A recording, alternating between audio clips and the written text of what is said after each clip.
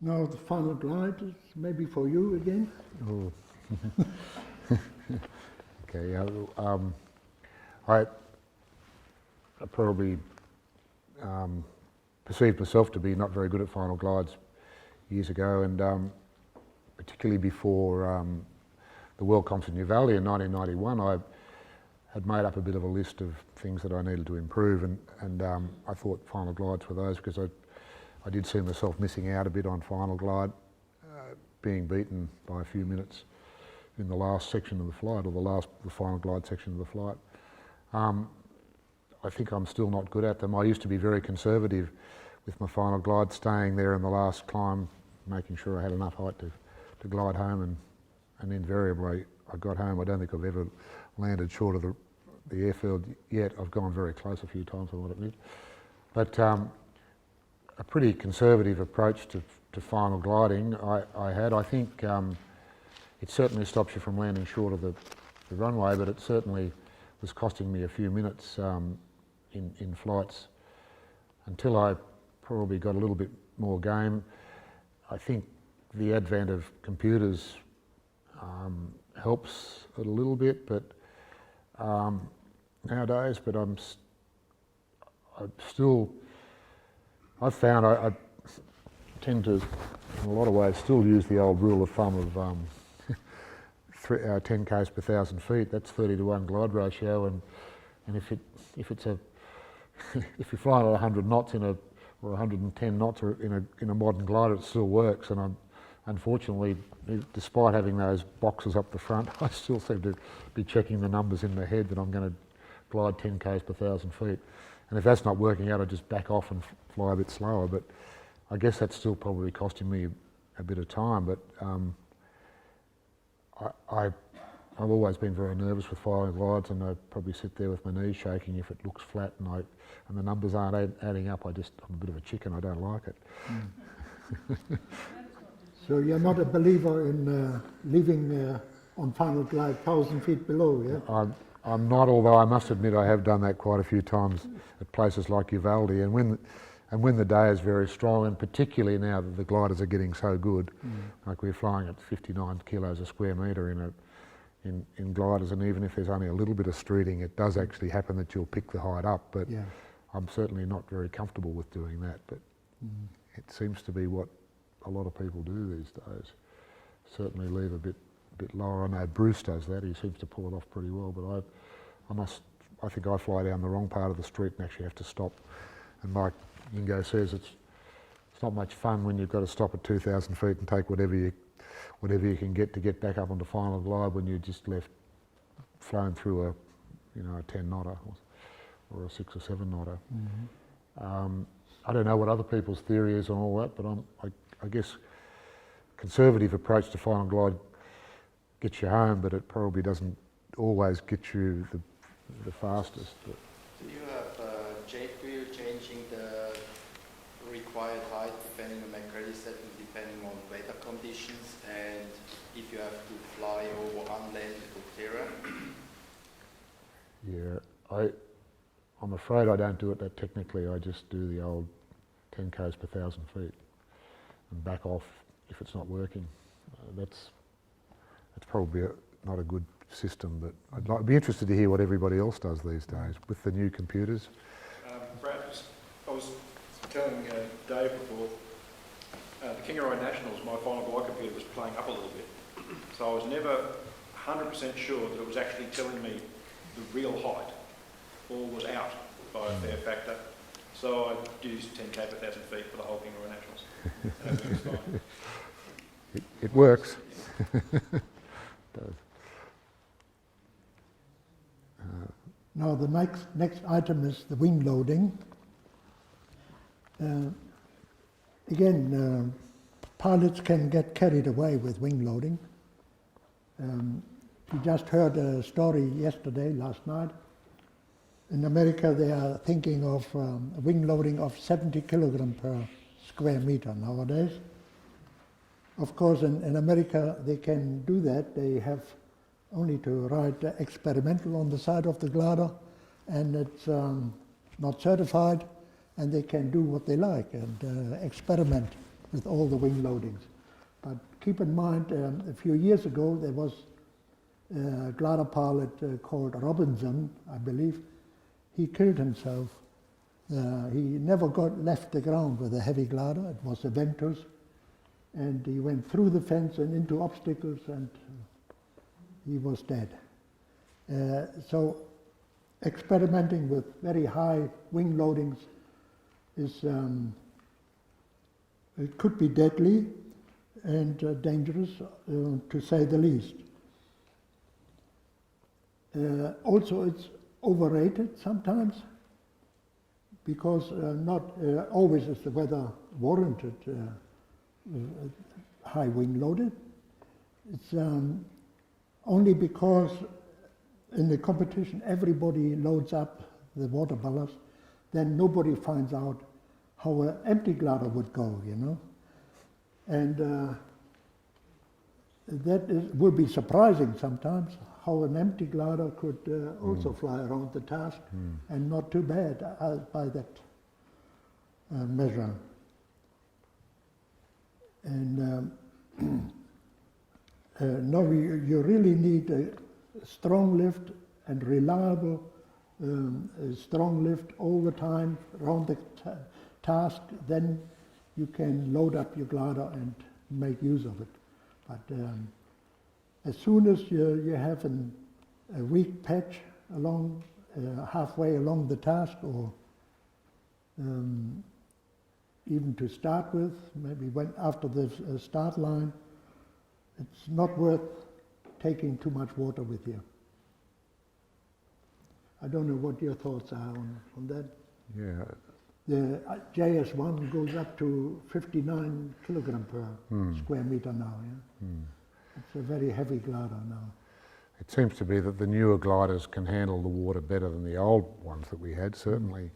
But there's no doubt that you lose a lot of feel and of the air by being heavy.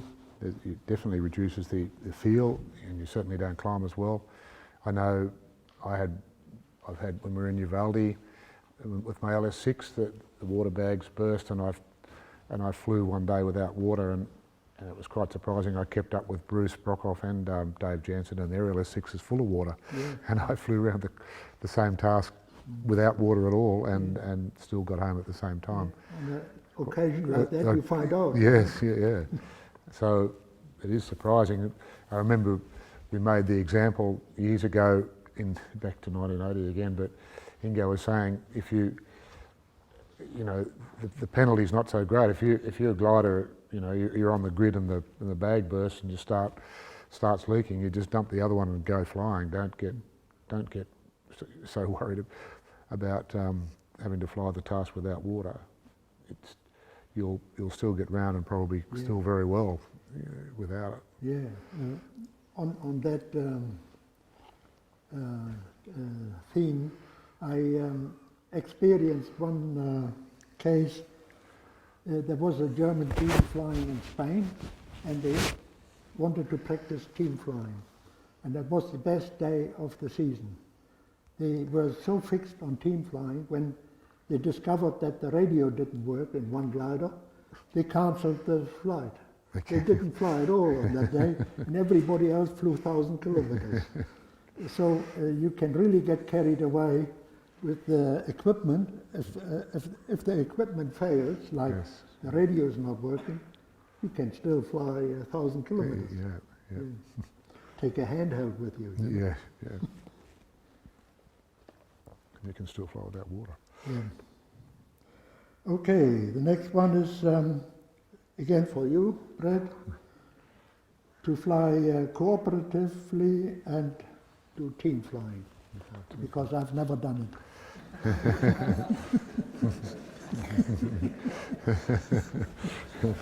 Well, and I hadn't done very much of it either, but definitely Bruce Taylor and I and the Australian team were trying to work towards doing some cooperative flying, and that was in Uvalde, this last comp in Uvalde, and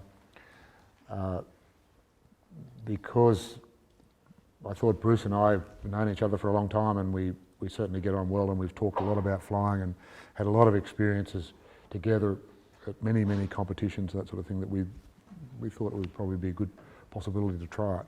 And I was quite keen to do it also, but I'm probably not the right sort of person to fly with team people. I've always been a bit of a fly on my own type person, but and I had a lot of difficulty. I found it quite difficult to be able to fly with someone else, and even though it was Bruce, someone that I knew very, very well, there are definitely advantages, a lot of advantages to team flying, and as we've seen with the other teams, the Germans and the French do it very, very well, and they have an advantage by team flying very, very well. But there are a lot of problems, and it takes a long time, and it needs to be with the right people for it to actually work. And the French and the Germans probably have more time, or particularly the French, to fly together. I think Bruce and I did it quite successfully, but I still think we could have done it a lot better if we'd spent a lot more time flying together. I think I've learnt a lot from it. I think you really need to set some serious rules, and I haven't yet seen anyone document the protocols for team flying, and I think if we're going to do it in the future, we certainly need to do that, because there are, some situations where, particularly in a competition, and you said you're going to do this and you're going to do that, the heat of the competition changes everybody. We get a lot of pressure on them, and both on my part and on Bruce's part, we failed when the pressure really came on. So it would be good to have some guidelines or some rules or some protocols to stick by and document them, when the heat's on or whatever, to stick by them, and I think that would make it work. It will help to make it work. It's a lot of fun. It's hard work, but it takes a lot of practice. And I do quite enjoy it, even though I'm a bit of a loner. I like to fly on my own. It is actually quite nice to share the flight with someone else as well. There are definitely positives from the flying side of it, from the fun side of it, that you're actually flown around a task together and you can come back and talk about it, that sort of thing. That's good fun too. Given the type of competitions, I think it depends very much on the competition that you have, the type of competitions you have, as to whether team flying is actually an advantage or it's not. I haven't thought about all that, but there probably are times for team flying and times not for team flying, I think. Brad, do you think that, I don't know how to quite put this, that two good team pilots would be better than two slightly better individual pilots in that situation? I think it depends purely on the competition. It depends on the conditions, and I actually can give you a good example of this. I think team flying in blue weather is by far a much greater advantage than it is in strong cumulus type weather. I know in Vivaldi in '91, when we were flying, the French guys were team flying in their LS6s, and I flew with them a couple of days, ran across them out on task, and I just saw them doing this, across the sky, and I was doing this, and I ended up thousands and thousands of feet above them, just purely because they were just straight lining it when they should have been flying along underneath the queues. Definitely in conditions like Uvalde, in places where there's good thermal indicators, it's really not much of an advantage. But then the next time that Bruce and I flew on Uvalde was for the pre-worlds, and we had one particular day where we beat the rest of the field by 25 kilometres an hour on a blue day, and of course the Americans don't like blue days, especially the people that fly at Uvalde. Never seen them before. They pack up and go home on those days. We went around and just team flew together, or flew the whole task together, just by saying it's over here, it's over there, or don't go that way, go this way. And we just found that good thermals didn't get into trouble, and it was a huge advantage. The points at the end of the day showed it. So I think you've got to weigh up what sort of competition it is. I guess I was wondering whether it might affect a selection decision to choose the two team players Sure, as well, opposed to the two top Well, it's individuals. certainly a factor, but also the weather has a big influence on it as well. Yeah. You mentioned then that you were weaving. Was that to stay in the lift longer, or are you looking for lift? But when you got in the lift, did you fly straight, or did you weave to stay a little bit longer in it, or what? Well, if you're flying, there's no doubt about two gliders flying along together side by side are sampling a much greater area of the sky, much more chance of hitting a better thermal. So there are a few techniques that you can use to even improve that a bit more, so that you come to an area of a lift and sometimes you might turn away from each other to see if the lift's actually stronger further away from where we are, and then you see which one is, it just broadens your what do you call it, your sampling of the air. So there's those little techniques that you can develop, and then you just call back, no, it's over here, and so the guy that was going that way comes and turns, and you join up together. You've got to get those. The other thing about team flying is you've got to get those little calls, those little quick calls, really precise and accurate, so that the guy, you're not wasting your time jabbering on the radio all the time. You've got to know the person well enough to be able to say left, or something like that, and he knows just by the tone of your voice that it's good to the left, But that does come. But it's nice. It works much better if you've got to that point in your communication skills, that you're not on the radio all the time trying to explain what you really mean. But I'm saying Bruce and I do have that sort of communication off pretty well pat. We've known each other for a long time and drunk a lot of beers together, and